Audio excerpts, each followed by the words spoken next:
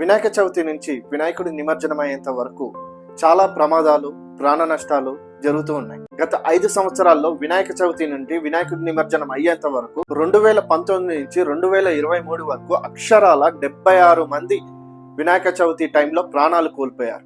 మేజర్గా వినాయకుడి నిమజ్జనం టైంలో చెరువుల్లో, నదుల్లో లేదా సముద్రాల్లో వినాయకుడి నిమజ్జనం చేసేటప్పుడు ప్రమాదానికి గురై ప్రాణాలు కోల్పోతున్నారు.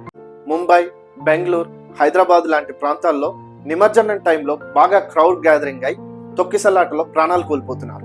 ఇంకొన్ని ప్రమాదాలు రోడ్డుకు అడ్డంగా వినాయకుడి మండపాలు నిర్మించడం వల్ల, వినాయకుడి నిమజ్జనం టైంలో అతివేగం, ర్యాష్ డ్రైవింగ్ చేయడం వల్ల ప్రాణాలు కోల్పోతున్నారు. మరికొన్ని ప్రమాదాలు వినాయకుడు మండపాల్లో జరిగే కరెంట్ షాక్ వల్ల, షార్ట్ సర్క్యూట్ వల్ల, అగ్ని ప్రమాదం వల్ల ప్రాణాలు కోల్పోతున్నారు. అందరికీ వినాయక చవితి శుభాకాంక్షలు.